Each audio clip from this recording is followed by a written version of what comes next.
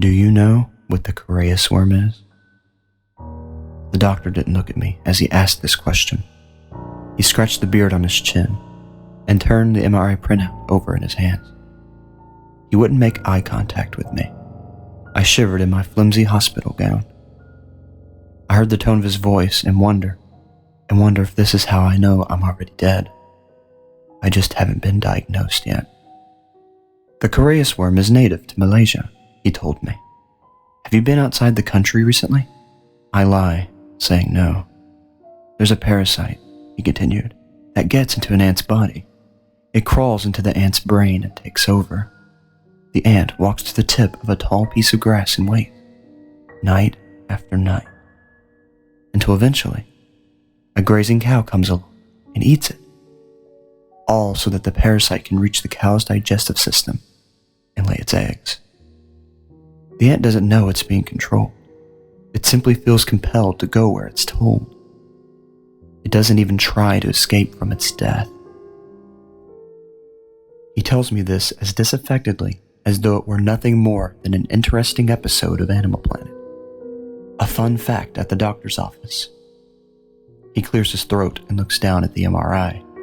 The Coreus worm, he went on, can only survive inside human hosts.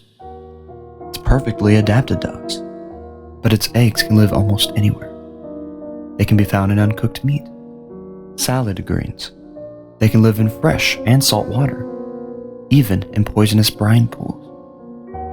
They can be transmitted through sex. The doctor lists these things off one by one, as though trying to work a confession out of me. Only once the eggs are in a human, he continues, do they hatch. Once the worm is inside the body, it carefully lays its eggs on the brainstem. Then it works its way into the brain. It settles between the membranes. It takes over. Everything you do, everything you think, are just products of chemicals and electrical impulses. The worm is intuitive to these things. It quickly learns how to operate your body, which nerves pull what strings. It learns to make you do what it wants. But the worm doesn't want your body. It wants you.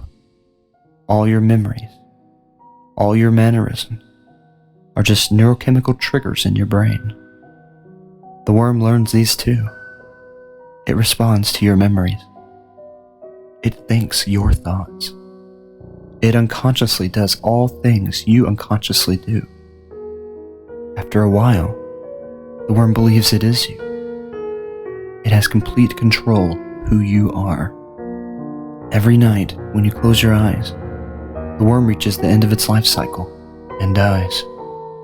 And every night, another one of its eggs hatch, and a new worm crawls out to take its place. Every night, when you fall asleep, you die. And every morning, a new creature wakes up in your body.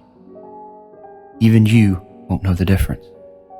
I can feel something horrible crawling in the pit of my stomach, a sickening feeling. I don't want to hear what he's saying. The doctor holds up the picture of the MRI and asks if I can see anything wrong with it. No, I tell him, feeling relieved. It just looks like a picture of a normal human brain to me. No worm. The doctor shakes his head. Your eyes, he tells me, are just sending signals down your nerves. It's your brain that decides what you see, not your eyes. And your brain only sees what the worm wants. Everyone else can see the thin white strand, like a single long piece of spaghetti, rolling over and over inside your skull. Everyone, but you. He's lying. He must be lying. I'm not sick. He nods in agreement. No, he says, you're not. The worm doesn't want you sick. It needs your body to survive. It won't do anything to jeopardize its host. It's the perfect parasite. It will keep you alive, walking around, pretending to be normal, for as long as it possibly can. It will try to keep the truth from you, to stop you from trying to destroy it. In theory, your body can live a long, healthy life, and no one, not your friends, or your family, or your lovers need never know the difference, but the worm cannot be removed. Once it settles into position in your brain, only it and its offspring will ever live inside your head. You will die.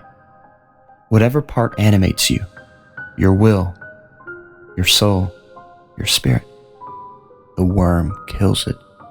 Once the parasite takes over, the person you were will quietly slip away in the night. And the next morning, the worm will open your eyes and everything will be normal again. It will be painless. You won't even notice yourself dying. I don't know what to say to that. What can I say?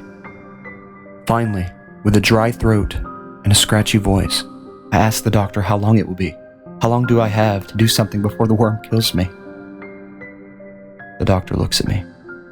There's pity in his eyes, and sympathy, but also a revulsion, disgust, as though he weren't looking at a patient, as though he's looking at the horrible alien creature behind my eyes. "I'm afraid you don't understand," he said.